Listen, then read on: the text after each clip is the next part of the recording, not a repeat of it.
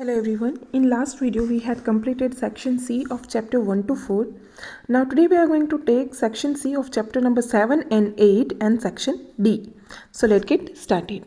First of all, starting with chapter number 7. Leaf is known as the kitchen of a plant, and the answer is photosynthesis takes place in the leaves with the help of a green pigment present in them. They prepare food for the plant using water absorbed by roots and carbon dioxide from air in the presence of sunlight. Thus, a leaf is responsible for producing of food of a plant. Hence, leaf is called the kitchen as of a plant. Second scientific reason is we feel cool in the shade of a tree even at noon. And the answer is while in the shade of a tree, we escape from sunlight. The leaves of the trees give off water in the form of vapor from the stomata on the surface. As a result, the atmosphere near the tree remains cool and we feel cool in the shade of a tree. Now, chapter number 8, scientific reasons. So, small children should sit erect, and the answer is the bones of small children are soft. The bones during childhood can be bent comparatively more. So, if they do not sit erect, bones may be bent. Hence, small children should sit erect. Second one is earthworm are considered the friend of a farmer. And the answer is earthworm live in the soil. It eats its way through the soil. Its body then thrown away the undigested part of the material that it eats. This activity of an earthworm makes the soil fertile for plants. The activity of the earthworm in the soil makes the soil and makes it porous and hence increase the productivity of the soil. So here we are completing section C of chapter number 7 and 8. Moving towards to chapter number 1, section D. Answer the following question in brief. And the first one is discuss variation in the food habits of different animals. And the answer is the following variation are seen in the food habits of different animals. Animals like cow, buffalo and goat eat grass. They also eat leaves of different plants, oilseeds and other cooked food. Birds eat food grains. Some birds eat small insects too. Wild animals like lion, tiger and leopard kill other animals and eat them. Lizards and chameleon eat small insects. Snake eats rat, frog and other small animals by swallowing them. Eagle and vulture eat snakes. Butterflies and honeybees suck nectar from the flowers. Second question is what are the benefits of eating cooked food? Or why do we eat cooked food? And the answer is the benefits of eating cooked food are as follows. Food becomes soft after cooking and hence it digested easily. Certain nutrients in some fruits and vegetables are almost impossible to digest unless cooked before eating. Eating cooked food allows our body to digest and absorb more nutrients than eating raw food. Cooking greatly increases the variety of food available for consumptions. Heating food kills the harmful bacteria present in it. Moving towards to chapter number 2. Name the nutrient present in our food and write the new function of each. The answer is there are 5 nutrients present in our food. First is carbohydrate, second fat, third protein, fourth vitamin and 5 minerals. First one is carbohydrate. Carbohydrates mainly provide energy to our body to work properly. Second one is fats. Fats provide more energy than carbohydrates and provide heat to the body.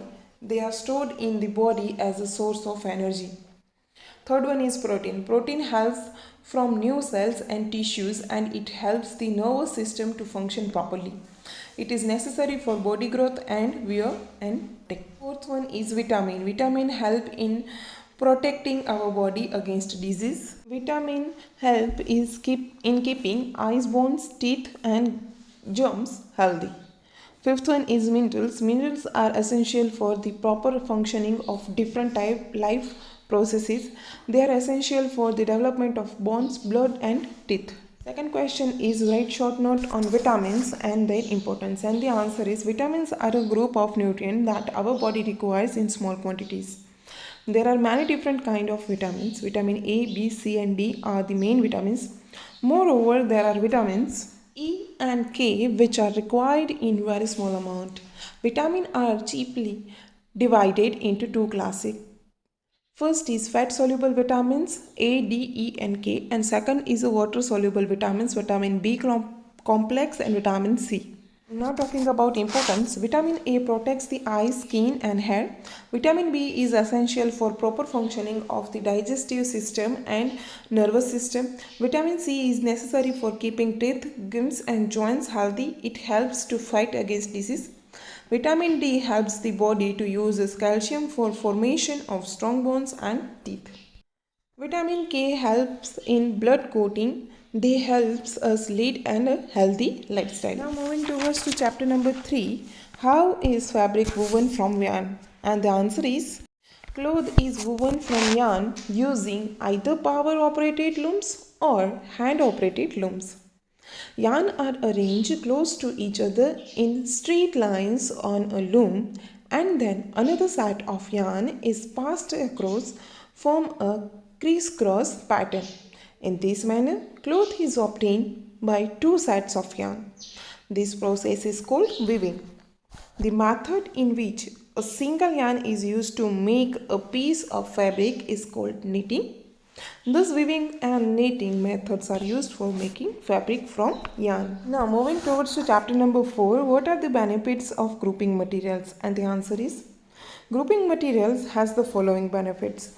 Similar objects are placed together, making them easier to locate. Dividing materials into groups makes it easier to study their properties. Grouping also helps to study the patterns in the properties of the materials.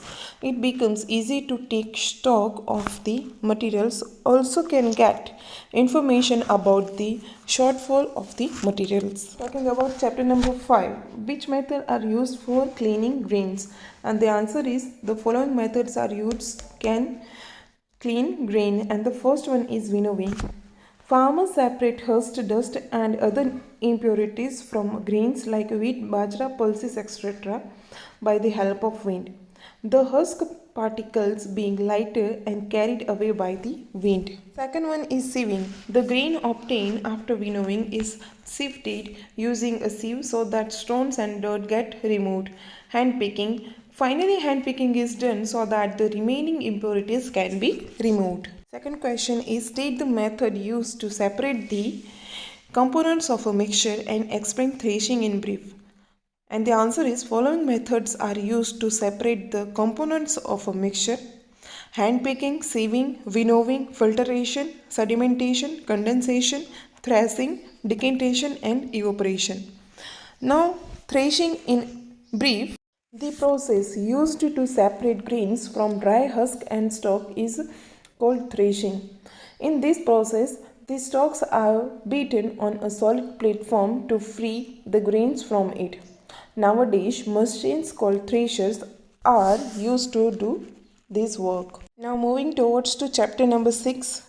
List the changes you see around you. And the answer is, the changes seen around us are as follows: phases of moon, rising of and setting of sun, day and night, blowing of flowers on the plant, falling of leaves from the trees, cooling and hot water, growing of nails, breaking of a glass. Second question is, how is curd prepared from milk? And the answer is, the milk is gently heated. Small quantity of curd is added to warm milk. The milk is stirred gently so that the curd gets mixed into the milk. The mixture of them is then left to stand still at warm place for a few hours. And now curd is ready. Talking about chapter number 7, draw a neat diagram of a pistil and show its parts. Explain each of it part in short. And here is the diagram: stigma, style and ovary. Pistil is the female reproductive organ of a flower. It is the innermost part of a flower. The three parts of a pistil are stigma, style and ovary. First one is stigma, the sticky tip of a pistil on which pollen deposited at the beginning of a pollination gets. Second one is style. It is a long, slender stalk that connects the stigma and the ovary. Third one is ovary. This is the thickened lower part of the flower which holds its major organ. Small bead-like particles known as the pollen grains are found inside the ovary. Now question number 2, what are the function of a stem and leaf? And the answer is, the function of a stem are as follows. It keeps the plant upright and provides support. Leaves, flowers, and fruits are arranged around the stem in such a manner that they all get sunlight. The stem conducts water from roots to leaves and food from leaves to other part of the plant. And the function of a leaf are as follows. Leaves help in interchange of gases. They releases lot of water into the air through transpiration.